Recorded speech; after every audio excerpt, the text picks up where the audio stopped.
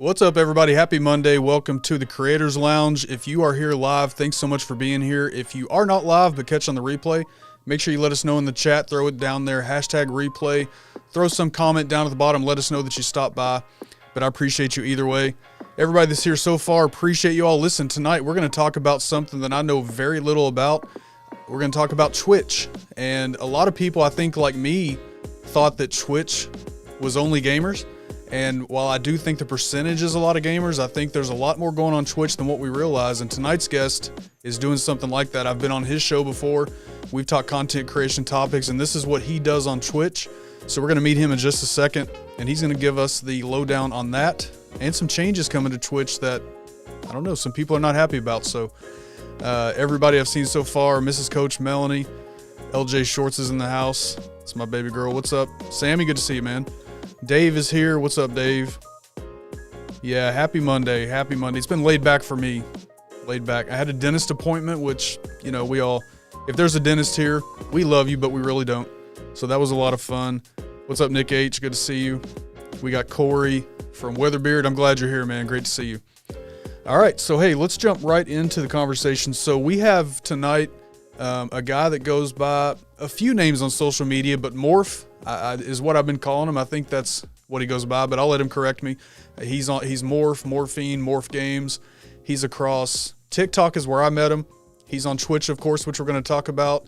He's on IG. He's on YouTube. He's all over the place. So let's go ahead and bring in Moorph. How are you, sir? Hey, I'm doing great, and I really appreciate having me on here. Absolutely. So let me settle that. I meant to ask you earlier, and I forgot about it. Is it Moorph? Is it Morphine? Is it MoorphGames? What do we call you? I don't even know. They're all right. So Moorph is usually what I go by. I started off with Morphine, and some sponsors say please stop doing that. So I've been trying to slowly rebrand myself. Okay. So we'll go with Moorph for tonight. All right. We'll go with that.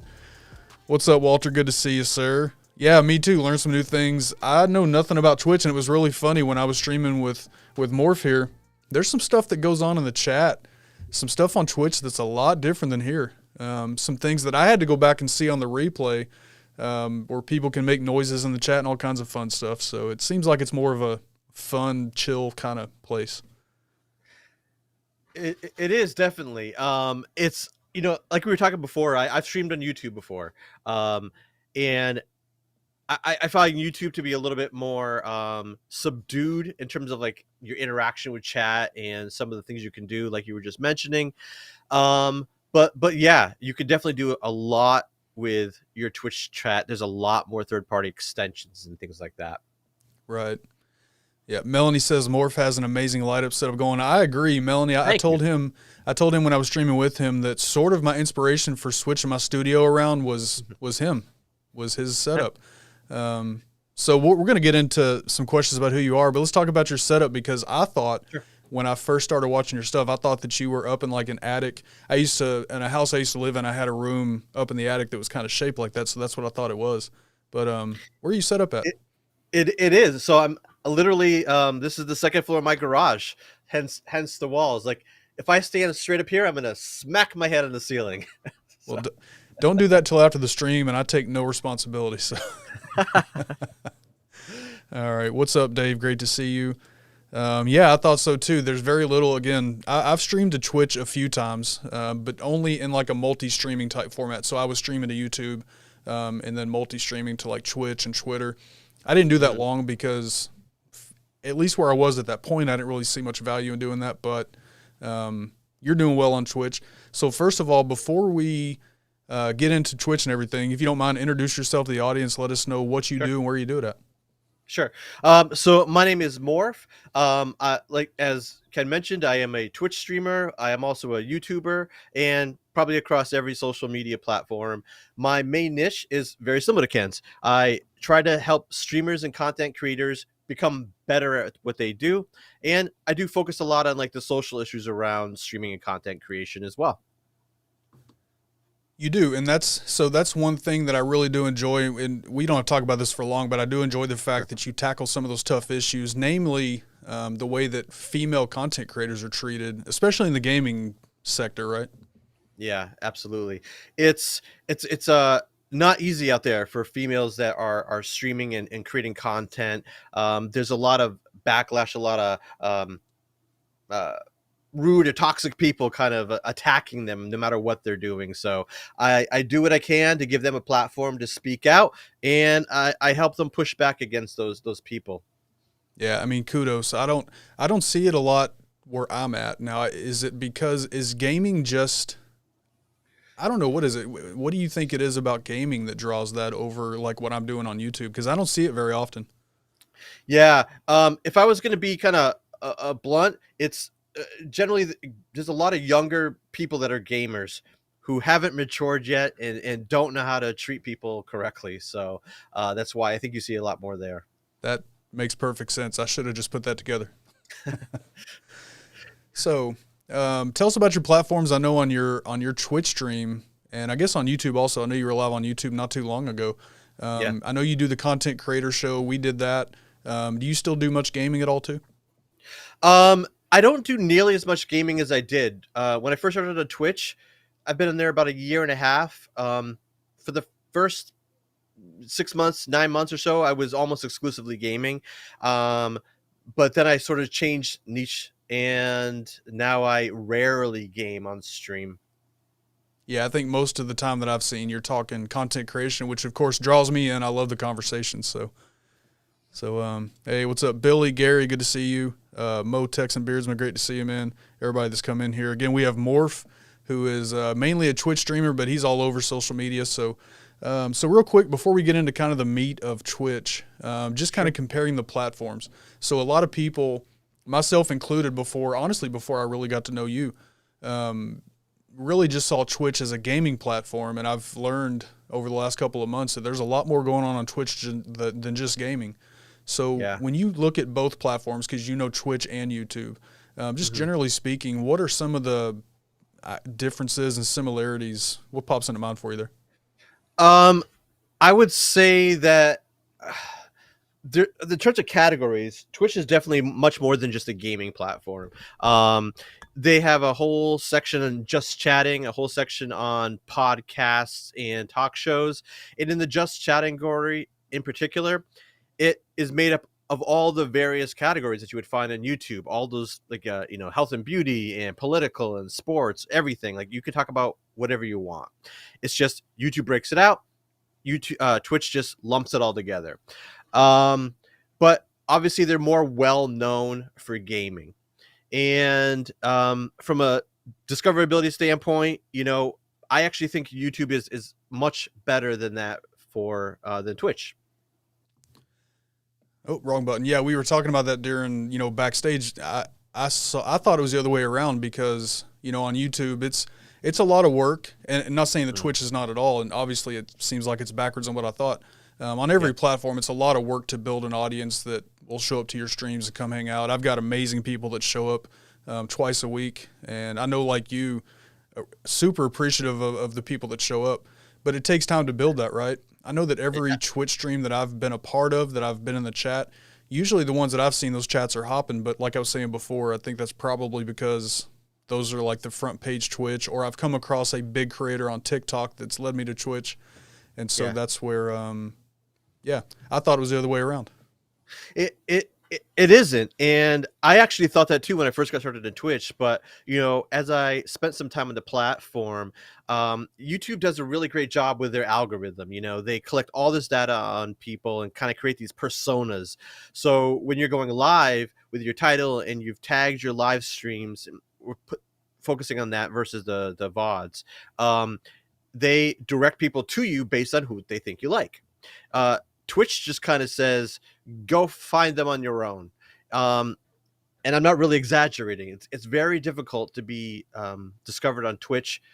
They have a directory of people who are gaming, which is better than what YouTube does for live gaming, but it's auto sorted by most views to least views.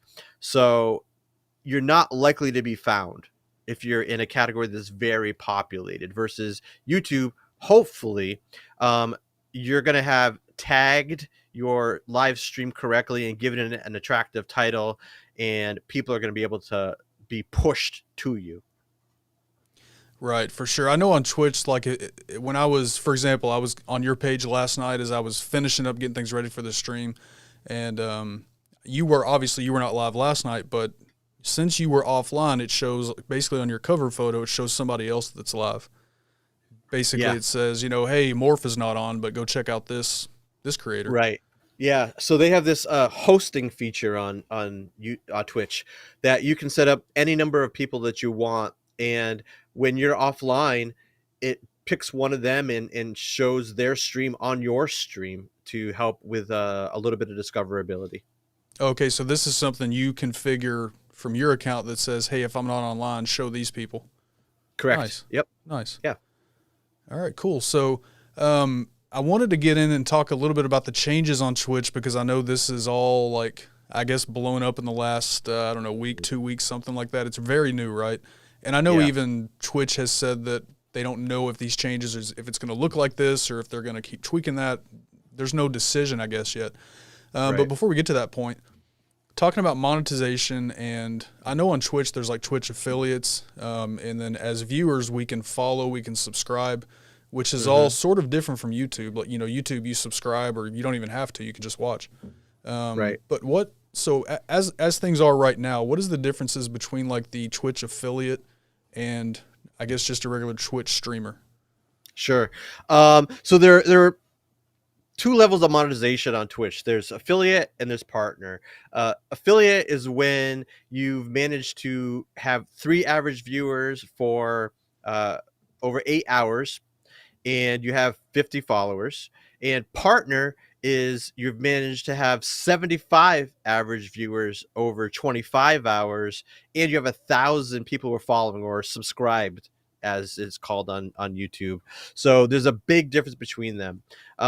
Financially, there really is no significant difference between an affiliate and a partner on Twitch, because if people aren't sending you money as an affiliate, they're probably not going to send you money as a partner.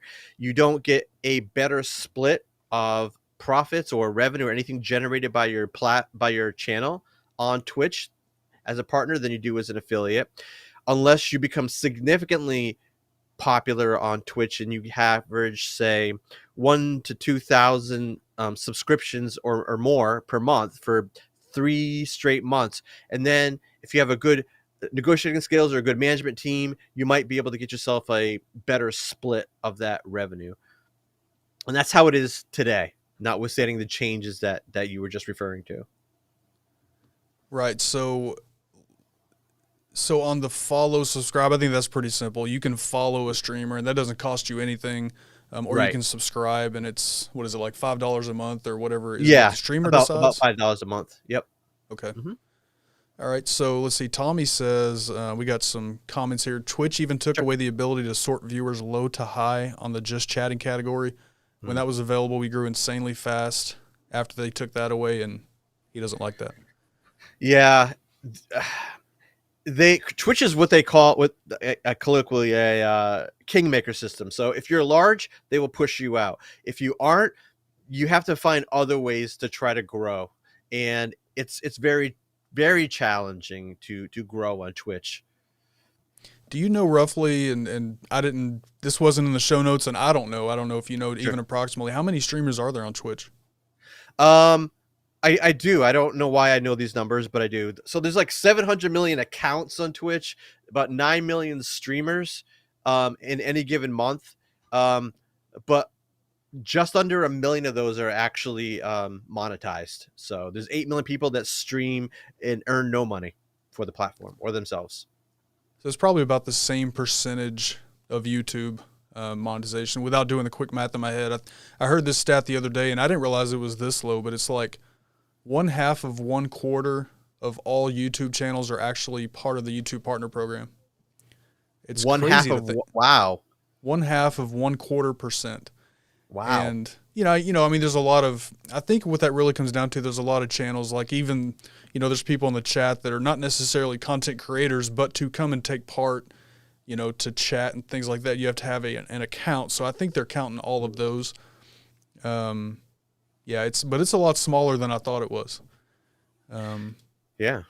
I knew it was pretty And small. YouTube is regularly like pruning their partner or their active channel list. I've seen, because I'll look at the numbers like quarter over quarter, and they dip a lot more than any other platform.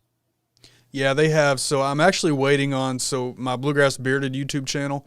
I'm waiting, and yeah, Tommy, that's a great point. Plus, people have multiple accounts. There's all kinds of burner accounts, and people have different accounts for different reasons. Obviously, not all burners, but you know what I'm saying. Yep.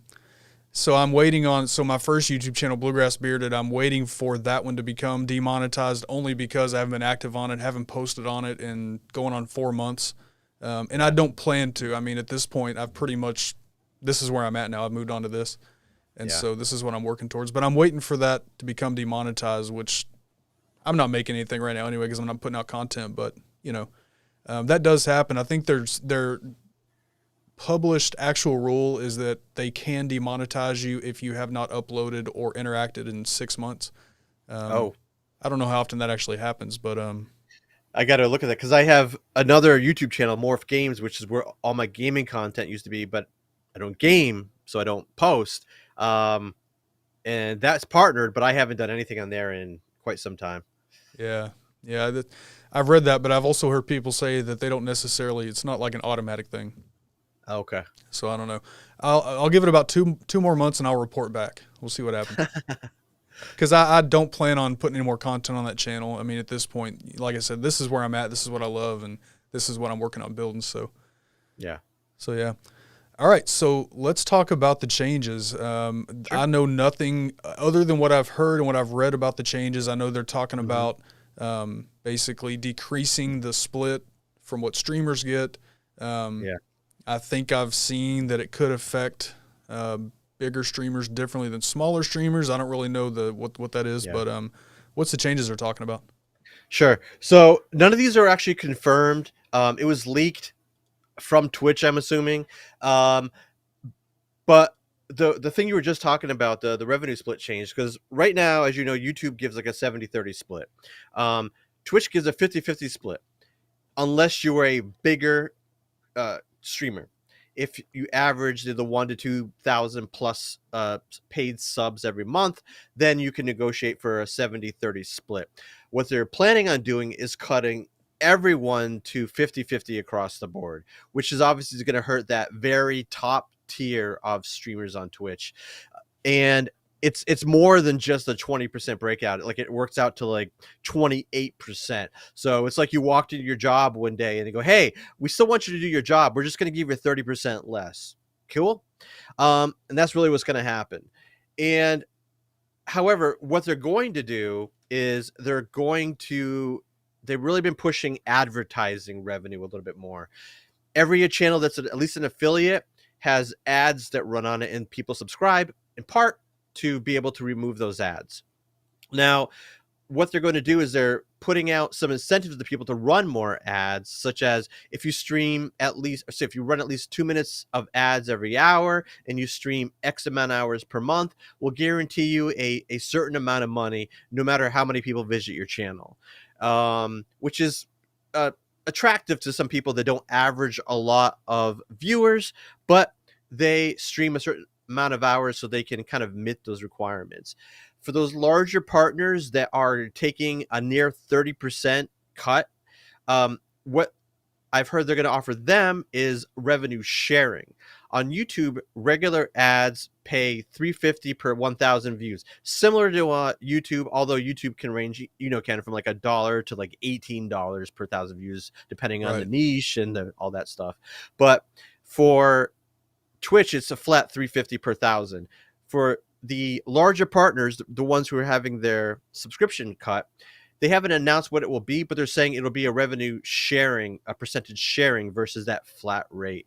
And I guess the idea is that they'll supplement their subscription loss with advertising dollars. So those are the major changes that we see coming right now.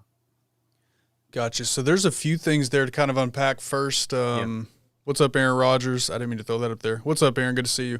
Talking about the NFL draft, I got to Go, Pack, go! One of my Packers buddies right there. Good to see you, man.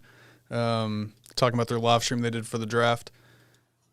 Tommy says the nice thing is about Twitch though, I like how the chat add-ons like speak to text and things are much higher share for us. So when I was live with you and you had set up that whatever it was, I could put in like colon whatever and then their message. Yeah. Is that what that is? Yeah. So there's a third-party bot which you can install on your computer called Mix It Up, and that was one of the things, like a double exclamation point, and then I wasn't thinking people were going to abuse it, but they sure as hell did. So that was that was something else, and you didn't hear it. You just see me trying not to crack up the entire time because it was going crazy in my ear. Interesting thing about that though is Mix It Up, which is a free software. They just announced this past Sunday that they're going to be going to an online version, and supposedly they're going to start working with YouTube. So some of that interactivity, like a lot of the things that I can do on Twitch, I will soon hopefully be able to do on YouTube if I start streaming on there again. Nice. Yeah, it was funny. I was oblivious to it, and then you posted, I think it was the next day, you posted a clip of that. I was talking about something, and of course on my side I had no idea, so I'm just answering your question, talking along, and then I go back and hear the replay, and you can just tell I'm oblivious. Like I have no idea what's going on. It's for the best. It would have just probably thrown you off your talking point. I probably would have. I mean, I was kind of amazed anyway at watching some of the different things that are going on in the Twitch chat because I've never really seen it, from this side being part of a stream. It was interesting for sure. You've got some characters in your chat. Good. I don't mean that in a bad way. It can be fairly chaotic at times. So. Yeah. What's up, Jay Cruz? What's up, man? Good to see you. All these people with bearded the names. I feel kind of naked up here. Oh no, you're good. You've got a beard. You're good. If you can use beard oil, then you're good to go. And you're there. All right. So for the revenue stuff now, I know that there's some things that you do. There's Minty. Is that how you say his name, Minty? Yep. He does like the Twitch channel reviews and stuff like that. Yeah. I've seen you all kind of talking about some stuff and different opinion on this. Now, generally speaking, my opinion has always been, and I'm not talking about necessarily Twitch right now, but just generally, right? When it comes to monetization, like I've always been okay with YouTube's way of doing things. 1,000 subscribers, 4,000 watch hours. You have to have 2-factor authentication, no strikes, stuff like that. But those are the rules. And I've always generally been okay with that because I think as a new content creator who wants to create a channel and start, I think you need that time to really, drill down how to create content, how to put content out people want to watch before you can really get to the point of being ready for, your channel growing like that, making money, things like that. So I've always been okay with that. Now I say that as somebody who knew the rules whenever I showed up, right? Now some of these bigger Twitch streamers, I'm sure that I would have an opinion if YouTube changed the rules now, either way. So, but I'm guessing some of these Twitch streamers, kind of like on YouTube, I mean, some of these, this is their career, right? This is how they make their money. It is. At least a lot of people try. But as you know, it's difficult to earn no matter what until you get to that upper echelon. I don't think this is going to affect too many people outside of the really large streamers, the people that do have that bigger split. For most everybody else, they're kind of just gonna, it shouldn't really affect them. They actually might see more money because the advertising is going to provide them a little bit more revenue every month. But content creation and streaming, it's an easy thing for people to get into, and it's attractive because you see some of these bigger people earning money just from playing video games or just from talking to people a few hours a week. But it's hard to make money. There's so much competition. It's so saturated no matter what platform you're looking at. It really truly is. One thing I did forget to mention last time though about the changes is Twitch is also toying with the idea of dropping the exclusivity clause that they have in a lot of their contracts, which prevents a lot of your bigger streamers from streaming anywhere except Twitch. So it's quite possible you're going to see a lot more people move over to YouTube while simultaneously streaming on Twitch. So there will probably be a fairly big influx of streamers on YouTube because of this too. So you're saying up to this point, if somebody was streaming on Twitch, are we Yep. talking big streamers or all streamers? Like they can't come all stream on all YouTube? streamers all streamers. So big streamers have exclusivity a lot of them have exclusivity clauses written directly into the contracts they sign. But even for affiliates like myself, um, we it's against terms of service for us to dual stream at the same time. I could stream on YouTube when I'm not streaming on Twitch, but it's against terms of service to stream both at the same time. Gotcha. So, okay, so the multi-streaming is really the only issue with what you're Yeah. talking about. Okay. Yep. Yep. Hey, what's up, Dan? Good to see you, man. That's interesting. Interesting that I don't know. That's interesting. I'm not sure. I'm not a Twitch streamer, so I don't really have any reason to feel, I guess, any kind of way about it. But I'm kind of wondering how I would feel signing a contract that says you can't stream, because there's a lot of people that stream that do multi-stream, you know, to YouTube, Twitch, Twitter. I'm assuming Periscope is still a thing. I don't know. I haven't done it in a while. If not, it's probably going to be again. We can talk about Twitter changes too. But that's interesting. There are a lot of people that do multi-stream, even though they're not. It's against terms of service, mainly because they feel, what are the odds that Twitch is actually going to watch them or catch them doing this? And even then, it's going to be a slap on the hand the first time.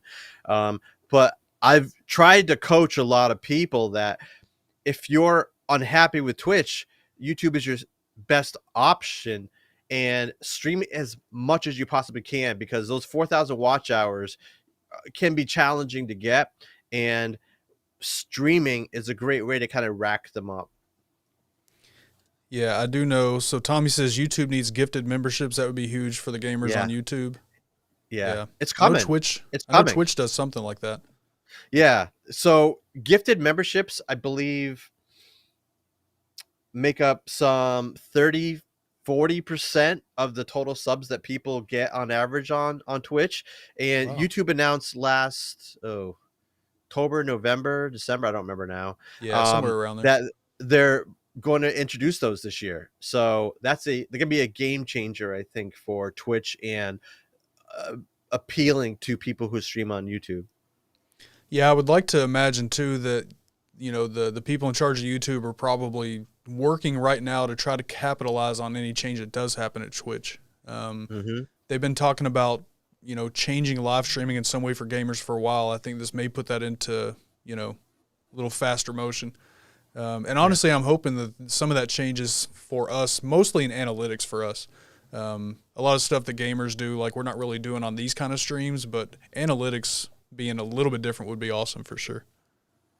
Yeah. So having streamed and spent some time on both platforms, I find the analytics on YouTube significantly superior to what we have available on Twitch. It's not even close. Like, I think we talked before when you were in my stream about challenges I have with analytics on YouTube, like being able to filter out when I do advertising, because they truly can skew the analytics, because you're getting a lot of views, but you're not getting a lot of quality, you know, in terms of like a watch time and engagement and things like that. And it's really hard to separate that out. But on Twitch, there's just a real lack of deep data that you can use to sort of grow. Yeah, well, and honestly, the separation is what I really want, because they, you know, analytics treat, it doesn't matter if it's live stream or if it's uploaded video, the analytics are the same. And it does kind of skew things a little bit when you, especially on replayability. I mean, people that are here watching now, after this stream is live, there will be people that come watch, but for the most part, you know, nobody comes to watch an hour-long live stream after the fact.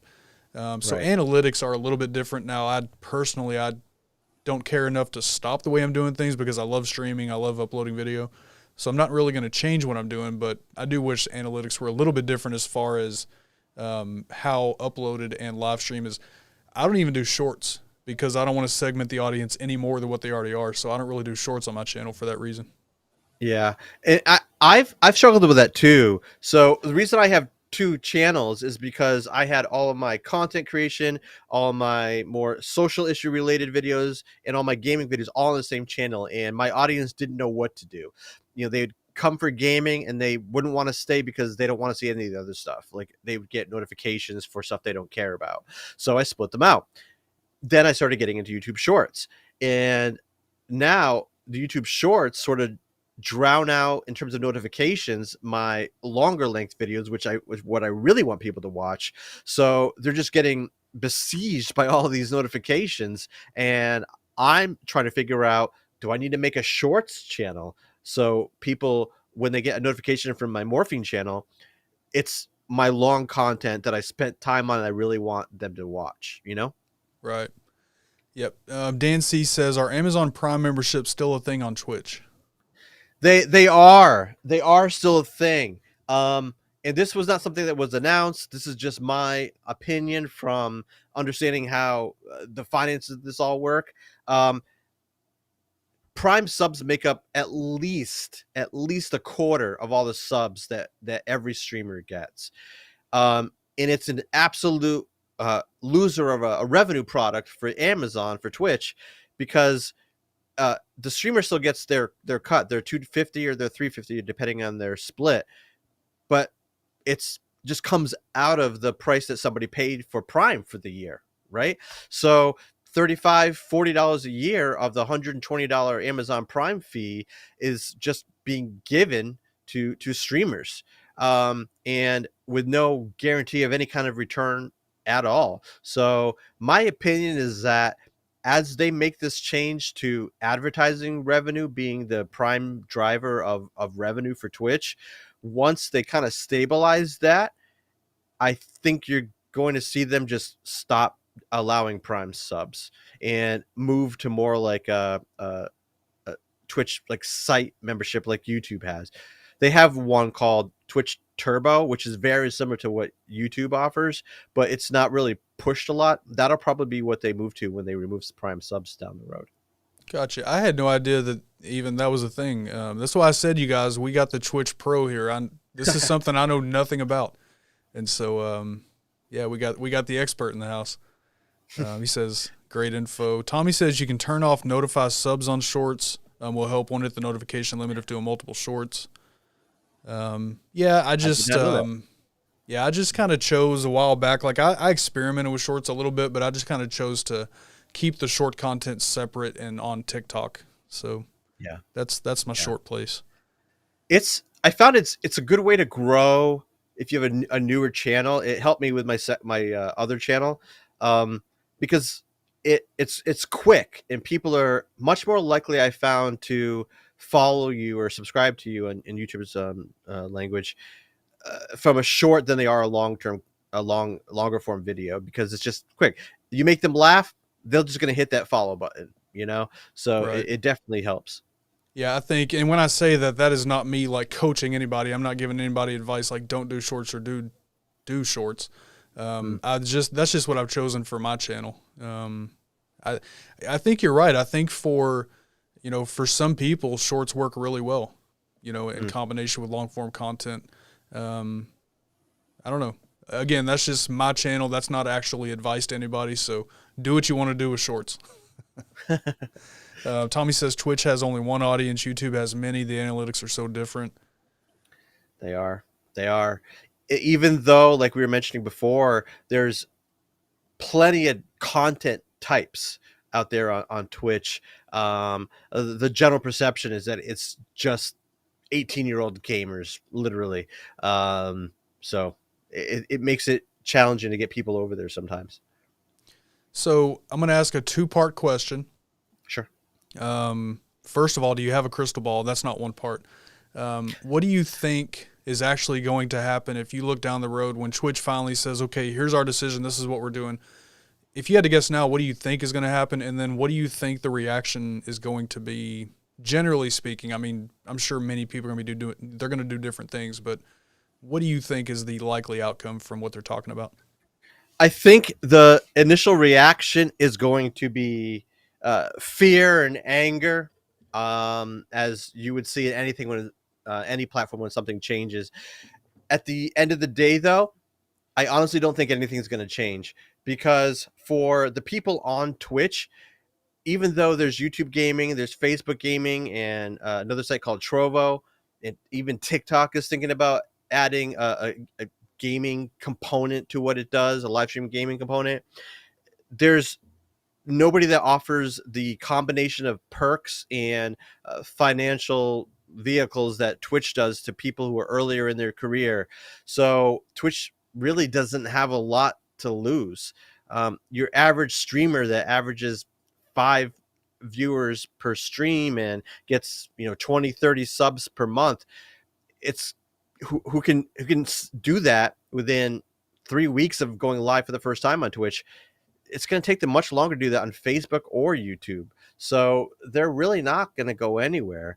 And a lot of people on Twitch, because I get this question all the time, they ask me, what kind of content do I want to make for YouTube? They have no idea what to do. They have no idea how to build a YouTube audience. Not a clue. So the odds of them actually getting monetized on YouTube are very low. So after the initial outcry, people are going to stay where they are. It's a fair assessment. I like what you said in the end of that there's so many people that, people want to be a content creator, but they don't necessarily know what they want to do. And people, there's different reasons for that. Some people are looking for, quick money, and we all know as seasoned content creators, there's no quick money in content creation, at least not for 99% of content creators. Sometimes you get lucky, right? But that's not the average person. So, yeah, a lot of people do come in with that, I don't know what I want. So when I started YouTube, I started a beard channel, and I didn't have any goals of like, I want to make money. This looks like fun. Let's make some beard videos. And I sort of found my niche after that along the way, and it's really, grown into now this is what I want to do, and now I have actual clear vision. But when I first started, I didn't. Just thought it was fun to make videos. I think you're right. There's a lot of people that come on, and TikTok because you're over there. There's same thing on TikTok. I'm sure on Twitch also. It's people just want to create. They don't necessarily know what they want to make money. They want to get a bunch of views, but what am I creating? Yeah, they people, like you said, it's because it's so easy to do. Our phones are fantastic devices nowadays in terms of the camera. So everybody has a phone. They think I can make content, and then they get started and they go, "Oh, I want to do something with this as a career." They don't know where to begin. They do not know where to begin, as nobody knows better than you. Yeah, and this is the advice. Now, my advice on this has sort of changed. It's sort of, I guess, matured is what I would say. I used to say my advice on this used to be, what are you passionate about? Create that. But I've learned that most people don't know right away what it is they're actually passionate about, or they start creating what they think it is, and then along the way they really find what their passion really is, and then that's when, okay, I'm a creator of this niche. This is what I am now. So while I do say that it's, on TikTok and YouTube especially, I'll let you say for Twitch, it's important, I think, to eventually niche down and really have a clear goal, but I don't think you have to start niche down at this point. Like I said, I've kind of matured on my advice there. So what about Twitch? I mean, being that, again, most of us have always thought it was mostly gaming. Is it, are there people that do like you that do gaming and just chatting, or is there people that come on and they're not interested in gaming, they just like Twitch, so they'll do a stream kind of like what you're doing? It's interesting. So I believe just chatting is the biggest single category on Twitch, but when you add all the gaming categories together, it's not. So the average person is probably a gamer, and when they're not gaming, they do what they call a just chatting screen, but it's not any particular topic. They're just usually talking with whoever's in chat. So their niche doesn't really change. So there's kind of like sub niche change, because you have people that they'll focus on a particular game or a particular genre of games, and in that vernacular, when they're changing niches, they're changing the genre of games that they're playing.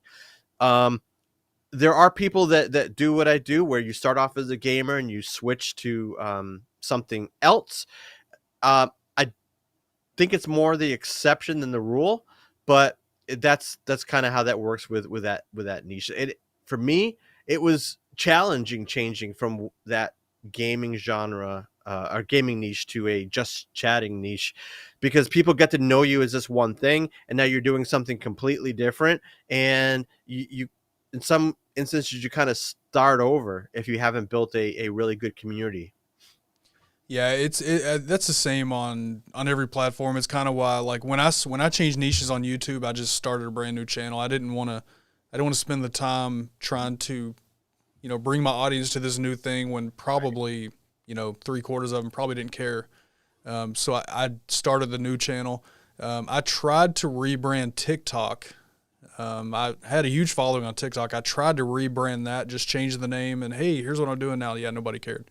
So that's where I started over on TikTok, and understandably so, right? Like if I followed, I don't know, let's pick a TikToker, Moon, right? Tell Moon that. They're hilarious, right? Like if they started something else more serious, would I keep following them? Maybe, it depends, but who knows, right? Do you value your life? Yeah, yeah, your RIP Stone. They're hilarious. They are. Yeah, so along the way, guys, if you have any questions about Twitch at all, make sure you throw them out there. It's going to be not necessarily a shorter stream, but Moorph does have his own stream tonight, so we are going to make sure that we're out here by a certain time. Speaking of that, what is your stream tonight? So that's interesting. So talking about my niche, it turned into from gaming to streaming content creation device, and now I'm trying to make what I do on Twitch more like a show. So I have 4 recurring podcasts every month, and with other people, and then I do 2 of my own, all on my Twitch channel. So tonight is my Uncommon Sense podcast, where we talk about streaming and content creation as a business, and we have basically grown up talk instead of people just talking about simply hey, play this game, play that game. No, we talk about, hey, you need to budget, you need to develop a business plan, things like that. So there you go. If you're interested in that, you guys want to go check that out. It's Twitch. Hold on, I've got it here. Let me just do it this way. We'll come back to this for sure, but I don't want to mess it up. So twitch.tv/MoorphGames. Yep. So if you're into that type of conversation, make sure you check him out. What time is that, Moorph? That starts at 9 p.m. 9 p.m. Okay. That's right. We talked about that. All right. So looking at, and we can approach this from, you give a lot of content creation advice on TikTok, on Twitch, here, pretty much everywhere that you kind of speak, you're normally talking, content creation. So let's say that somebody wanted to start today as a Twitch streamer, or even on any platform, but Twitch, what advice would you have for a new streamer that's starting today? They just created their Twitch channel. I guess we can approach it from as long as you've been doing it, what are some lessons learned? And from that, what would you advise people? Yeah. Not to rush it. You have all the time in the world really to kind of grow and discover what you want to do. So my advice is take your time, browse Twitch, and figure out what you like seeing out there, people that you enjoy watching stream. What is it about them that you like? So really take your time and do research and try to get this right.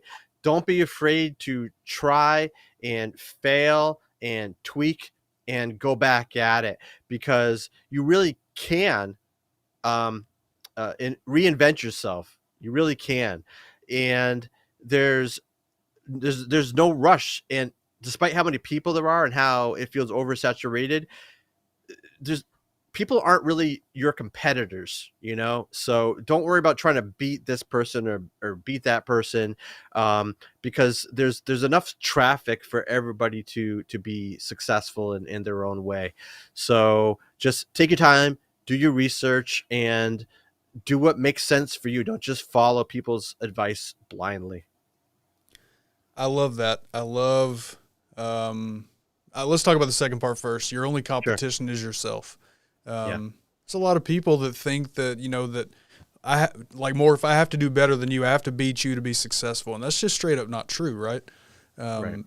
There's so much room at the YouTube, at the Twitch table, at the Instagram table, at the, whatever, for creators out here. And there's people that think that it's a competition. And a lot of times those people that think that way, maybe your experience is different. What I've seen is that those people will sort of, I guess, drives themselves crazy to the point that they eventually stop, because it is, I guess, I don't have the mind frame, so I don't know, but I guess it's, if you're constantly competing, then you're getting discouraged, and then, you just stop. I've seen that so many times. Yeah. Yeah. In fact, the person who co-hosts with me tonight, the first time that he met me, that he stopped by my stream, uh, he was gonna go do his own stream right after that, and he said he almost didn't because he thought that what I was doing was so much better than what he was doing. He's like, how can I compete? But we kind of talked him out of that, and he's doing fantastic. And it just don't worry about it. And the other thing right along with that is, when you see somebody that you like on Twitch or whatever platform, don't just imitate them, because if you imitate them, you're never going to be able to succeed on your own. You're always going to be trying to play catch up. Figure out things, aspects of what people like, and incorporate it into your own way, and do your own thing. That's such good advice for every creator on every platform. It's yeah, I love that. Yeah, yeah. The competition thing makes people quit, and I'm glad that he continued. I mean, there's people that do this better than me, and just throwing this out there. There's people that do it better. There's people that are trying to figure it out, so they're not, where I'm at yet. It's not what it's about, though. It's about getting there. Whatever you have to do to get there. It's not about beating somebody. It's about beating yourself, really. I can sit here in this chair and I can try to talk myself out of so many things that I'm just beating myself on. I don't have time to compete with anybody else. Yeah. Yeah. Um, It's hard. Yeah. And then the other thing, let's take this question first, though. Do you think Facebook's new creators meta will make a difference? I know there are a lot of gamers coming over. I personally don't know much about the Facebook part of that. Do you? I don't. There was a period of time where I was multi-streaming on Facebook, but I did not once go watch my own Facebook stream. And I don't hear good things about the platform. And I see more people coming over to Twitch from Facebook than actually. I don't know if I've ever heard of anyone going from Twitch to Facebook. But yeah, I don't think it's doing fantastic, even though their raw numbers look pretty comparable to YouTube.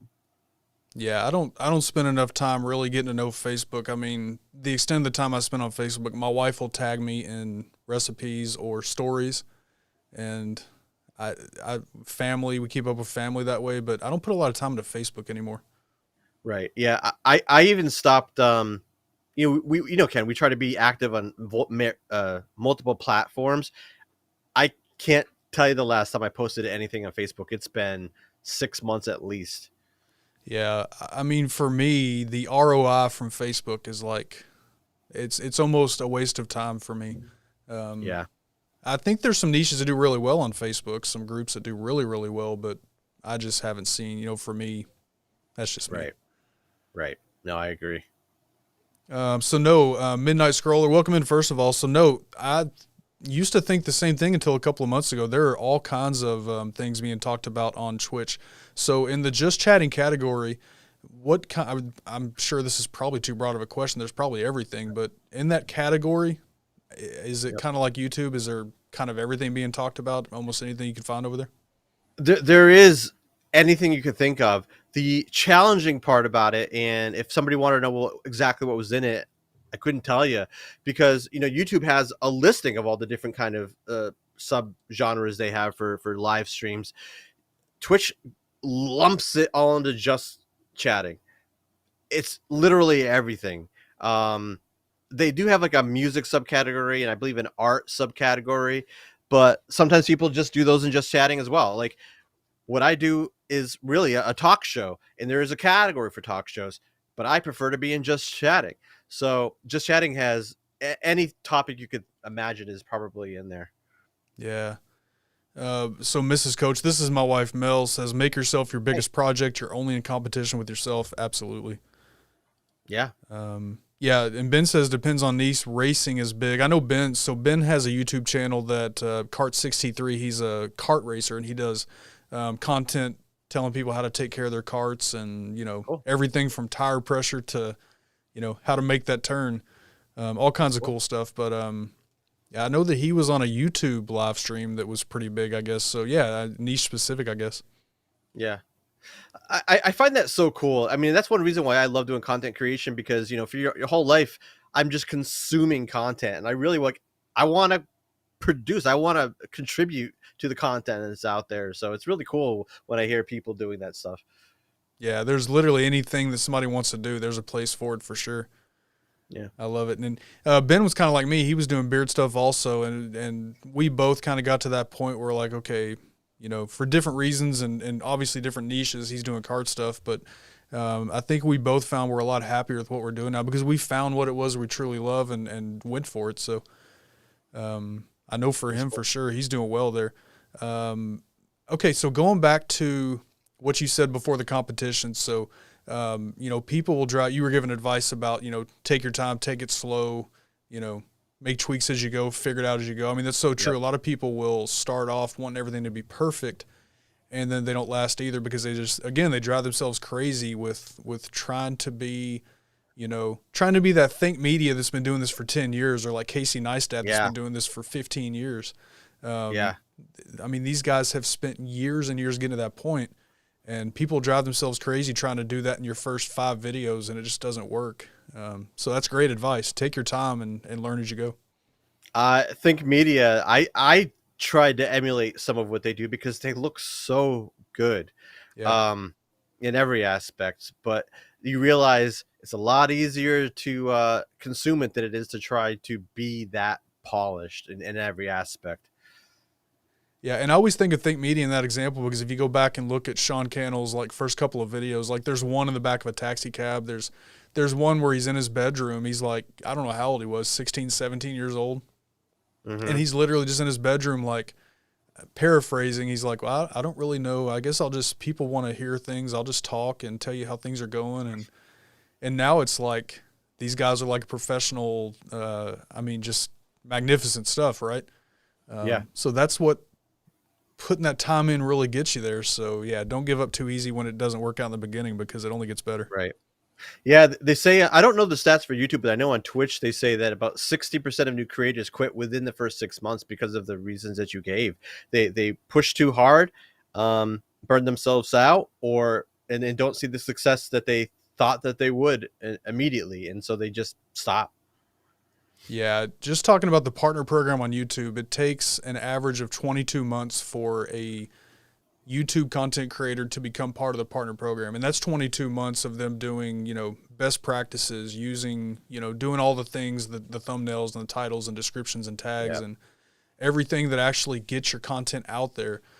22 months, and that's a long time. That's average. And obviously we know what average means. There's some that takes longer, and sure, there's some that are shorter than that, but yeah. Yep. All right. All right. Well, we have a segment we like to do here that's called Would You Rather. Okay. I'm trying to figure out still. I need to actually work on this. I keep saying I'm trying to figure out what to call it because it's not really what it's called, but I haven't put the time in to really give it a name. So, okay. I've been changing here the last couple of shows how I'm doing this exactly. So these are questions that I found and came up with, and so let's go through this real quick, and then we'll get you out of here because I know you have to get ready for your stream too. So. All right. All right, everybody in the chat, this is for you also. So there will be a question that will come up on screen. And I think, I do have them set up right. So, all right, so these are questions that will be on the screen. There will be 2 options. Pick an option. You can explain why, but you have to pick one of those options. So question number 1, would you rather know the history of every object you touched or be able to talk to animals? And am I answering that? Guest. Yeah, okay. You're the guest. You go first. I guess I would want to be able to talk to animals. Then I don't have to guess when my dog is hungry. So, right. Yeah, this was tough for me because I have a cat, and there's so many times that I want to know what this little furball's thinking because cats are just like weird anyway. The way that he looks at us, like you don't know if does he want to hurt me or does he want to come hang out? I don't know. It's 50-50 with a cat. Right. Yeah, for sure. It would be cool to know the history of every object. I mean, I'm a history buff anyway, so that's kind of cool, but I want to know what my cat's thinking. I could, of course I didn't set up the chat. So Aaron says, talk to animals. All right, let's do this. This will only take a second to fix. I told you today I'm behind having to go to the dentist on a Monday. That's never going to happen again. Natural talking on live. Yeah, overanalysis equals paralysis. Yeah, for sure. It's definitely a thing. Talk to animals. Talk to animals. Stop trying to find loopholes, Mrs. Coach. Which one are you going with? Oh, I read that wrong. I can research history. Okay, so she's choosing to talk to animals. My fault. I read that the wrong way. And talk to animals. Yeah, it would be kind of cool. All right, what do we got next? All right, would you rather have a successful podcast or a successful YouTube channel? So I thought this was appropriate. You being on Twitch already. Yep. We're going to talk podcast or YouTube channel. Which one would you pick if you got to have today a successful either way? Yeah, hands down a successful YouTube channel. It's for me, it's not even close. I love my podcast, but YouTube, you get so much more recognition and so much more reach. Yeah. Yeah, that's my answer too. If this channel was, and I'm still a long ways away from this channel being what most would say successful, but it's going to happen one day. It's going to take a while, but if I can make that happen today, oh, absolutely, I'd be all over it. Mm-hmm. Yep. Aaron says YouTube. All right. YouTube channel, Santa Dad. All right, we'll come, and I'll get your guys' answers as they come in. Mel says YouTube channel. I keep telling her she needs to start one. She bakes a lot of stuff, and if she started a baking channel, she'd blow all of us out of the water. Hey, what's up, Shay? Good to see you. All right, next up. Oh, look, I didn't fix this one. This is all kinds of messed up. Never again will I schedule a dentist appointment on a Monday. All right, would you rather every shirt you ever wear be kind of itchy or only be able to use one-ply toilet paper?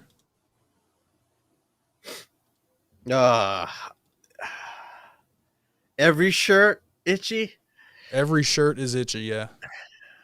It says kind of itchy. I'm gonna go with the itchy shirt because the one-ply toilet paper, that's a non-starter. Right.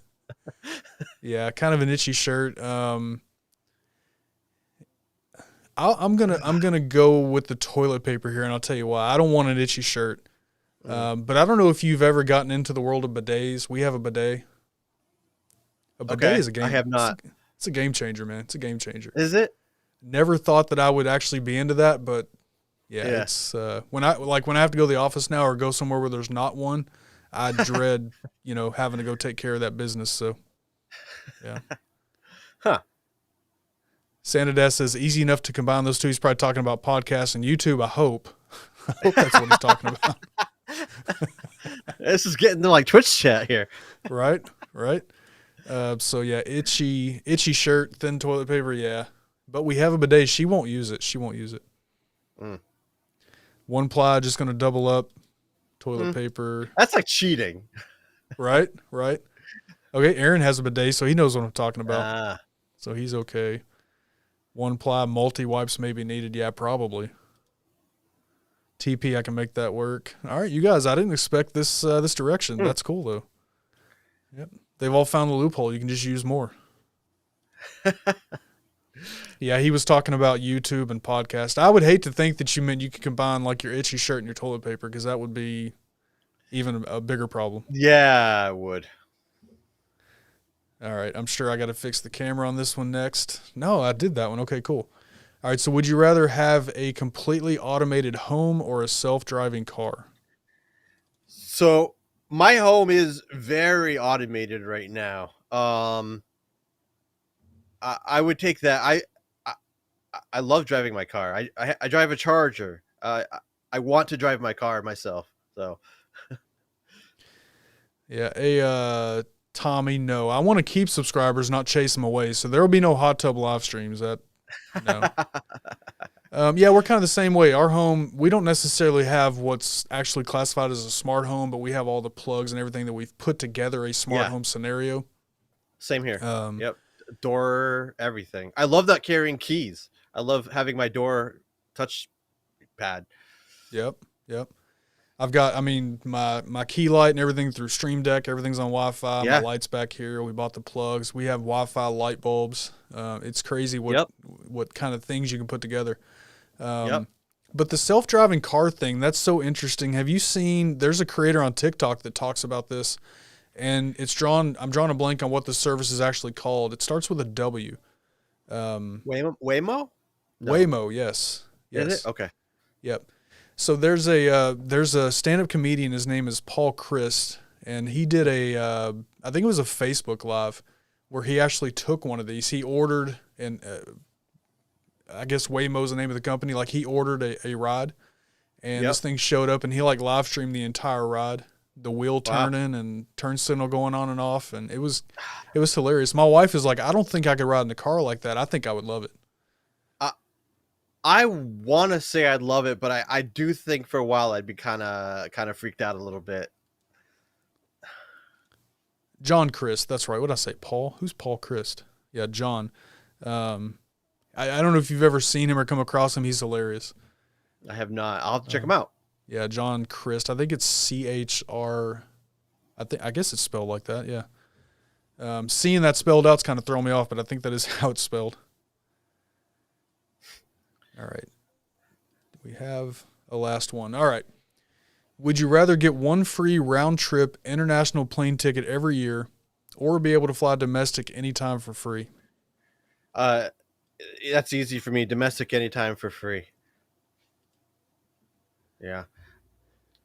It's for stupid, boring adult practical reasons of it's a lot easier to get some time, a few days off to fly around the country than a week or two off to fly around the world. So yeah, I'm going to say the same thing also. I was trying to remember on this question. So, we went to the Virgin Islands the first part of April.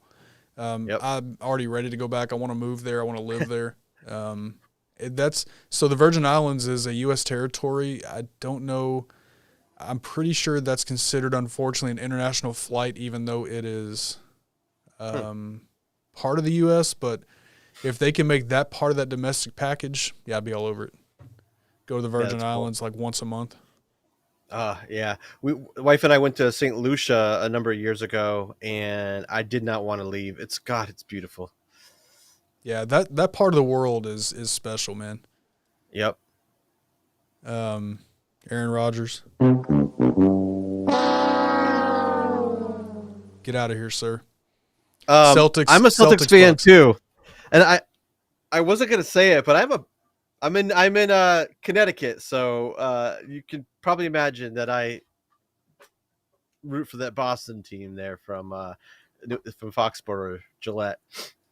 We'll see. I mean, last night's game went the Bucks' way, but I think, every series kind of starts with that one team plays really well.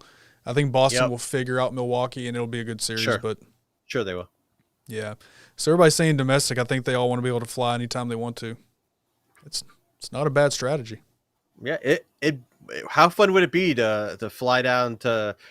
Because you can fly anywhere in the U.S. in like 4 hours, and not including like the time waiting in the airport. So you could go to California for the weekend. Right. All right, Moorph, this has been awesome. Like I said, I knew nothing about Twitch. I've heard about these changes, and plus I just wanted to bring you on and talk because I think you're an awesome content creator. It's been fun getting to know you, and we share a lot of the same values and stuff like that. I really enjoy especially your TikTok content. Like I said, I admire anybody who's not afraid to speak out against, in your case, talking about the way female content creators are treated and other social issues. So, mad respect for that because most people either won't touch it or they'll just be a troll about it. So right. And I truly appreciate you having me on here. I love the stuff that you're doing, and I have already picked up so many tips from you. I'm already continuing to incorporate that TikTok tip you made the other day about changing the scenery, and it's already working. So the pattern interaction, very impressed with all the stuff that you do, man. It's crazy to think that our attention spans, what short form content has made our attention spans, that we have to keep changing what our background looks like to get people to watch. I know. And I'll say this, I should have asked this earlier. Do you get concerned with how a long form content's going to change given that TikTok and all these sites are ruining people's attention spans? At this point, I don't think that. I think there's two different audiences. I think there's people that love short form. I think there's people that love long form. And if somebody really, so one of the disadvantages of TikTok is that even when we do videos on TikTok to teach somebody something, you can't go search that. So if somebody finds my page and they ask, well, how do I put text on the screen? Obviously I've done a video, but I can't point them and say, here, go search this because It's not possible. I think long form is always going to be, people are still going to want long form content. If you're really, really going to learn anything of substance at one time, it's going to be long form content. So I don't think at this point long form is in danger. Will that audience change over time? Possibly, but I think right now we're okay. I would tend to agree. If you want to know how to do something, first thought is not going to TikTok. Right. Aaron says, so you're a Pats fan. Thoughts on the draft? How was the Patriots draft? I never understand what Belichick does. I'll be honest. His draft has always confused me. Always confused me. Yeah. I thought it was funny. Was it No, it was a year before. It was the first year of the pandemic when they showed, Belichick is in his kitchen, basically at his kitchen table, drafting from right there. Everybody else has all these. They created these backdrops and these studios like this, and they want to look good. Belichick's like, whatever. I'm gonna sit at the kitchen table. I don't care. He does not care. He does not care. Yeah, talking about attention spans. Yeah, and that's a good point too. A lot of people treat long form content kind of like podcasts. Like you don't actually look at the screen; you just sit and listen. I do that a lot. So. Yeah. So yeah, absolutely. All right, so let everybody know if you don't mind. I know you're going to be live tonight at 9 on your channel. Yep. I've got a thing put together, but where can everybody find you in case I missed anything? Nope, those are all the right places. And TikTok. I think it's Morphine, just like YouTube. One of these days it'll be consistent, but right now it's all over the place as I'm rebranding. But yeah, I can't believe I left TikTok off of there, considering that's where I met you. But yeah, TikTok also. Yeah, definitely go check him out on these platforms. He's doing some good stuff, talking some good stuff. Bringing light to. I mean, obviously being a kind of a content coach yourself. Mad respect for that. I love what you're doing and love the things you're talking about. So appreciate you being here for sure. All right. Thank you. And have a great night. Yeah, you too, man. Real quick, we got the Just Hit Record community. If you are not part of that and want to come join, that is justhitrecordofficial.com. You can go over there and fill out just a few questions. Of course, we have one-on-one coaching, 60-minute session. And where to contact me, you're here. My website, kenthecontentcoach.com, email, all the social media, all that stuff is in the description of this video. Once again, Moorph, thank you, sir. Thank you. We'll see you guys on Friday for Just Stream With Me. Have a great week, everybody. Remember, take care of yourselves, take care of each other. Just hit record. See ya.